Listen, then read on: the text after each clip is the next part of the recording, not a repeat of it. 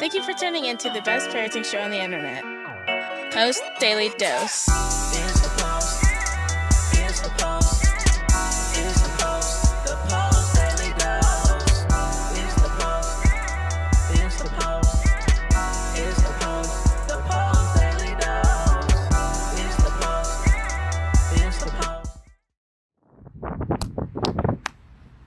Hey, good evening, Facebook family. Welcome to another episode of Post Daily Dose. With me, your trusted parenting advisor, faithful guidance servant on the healing journey. What's my name? Big Papa Bryan+Post. And today, I'm out on the scene of tonight's, I'm just making that up, thinking I'm like a news reporter or something, which I'm not. Hope you guys are doing great. Fantastic day out here in Oklahoma.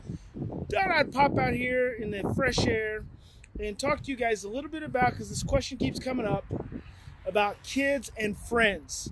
Like, my child doesn't have any friends. How can I help my child form more friendships? My child can't get along with more than 2 or 3 kids at a time. Good evening, Kirsten from the Netherlands. So here's the thing. Peer interaction is the same physiology as stress. So when your children are playing with multiple other kids, it's like they're being stressed out. If your child has an early trauma history, then they most likely are going to reach their window of tolerance really quick.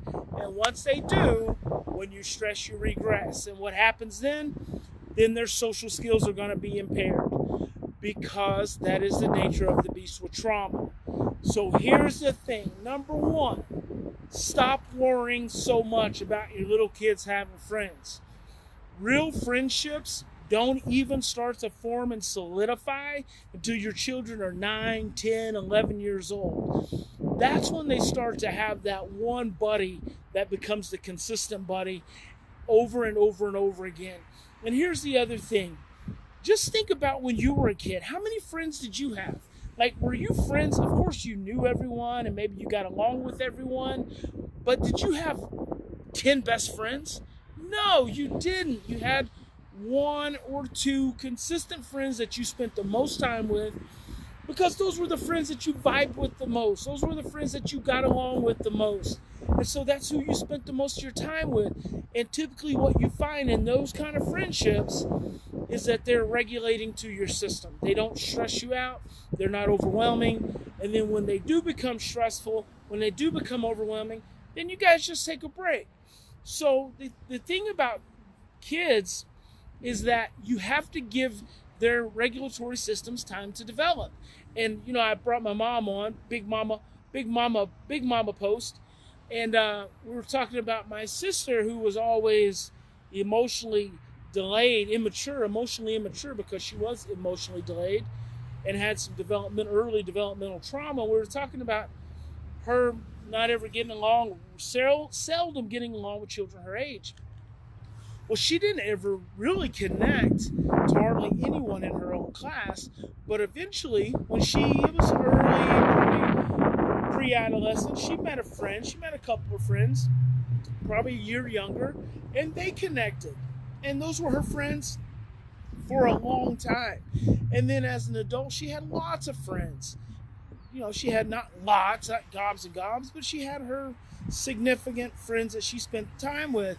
It just takes your child longer than it may other children who come from more normal developmental circumstances to form some of those lasting relationships. So don't beat yourself up.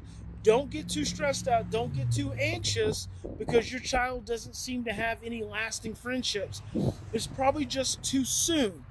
Now, your child could be a teenager and still be very much a loner and very much, you know, not seem to have any friendships. Well, they may be a late bloomer. It may take them until, 18, 19, 20, early college before they form those significant friendship relationships. And so the best thing to do is just to be patient. And remember, I want to say this to you again. The physiology of peer interaction is the same as the physiology of stress. So when kids are hanging out with one another consistently, they are stressed out, and it's going to tax their windows of tolerance.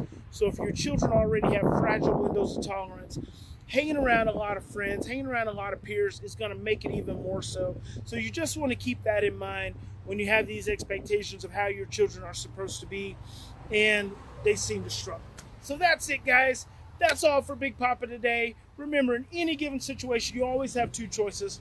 You can continue to react from the same imprints of stress and fear and overwhelm, or you can stop.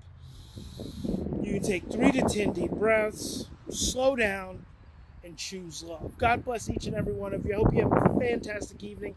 I hope you get a great night's rest. I hope that pillow and that bed, they just massage you and make you feel all snuggly and relaxed, and your cells of your bodies just open up and release all the stress and the trauma that your family's been carrying for decades and generations. And you wake up in the morning refreshed, renewed, reinvigorated, and most of all, restored and made whole to your higher loving self. Big Papa loves you. God bless. We'll see. If I don't see you in the morning, every morning about 5:15, I'm doing morning motivation. So don't forget, I'm glad I could be here for you, Astrid. Every morning, 5:15 Central Standard Time, morning motivation. So if you're up, join us. There's a nice little crew of us getting our motivation on for the day.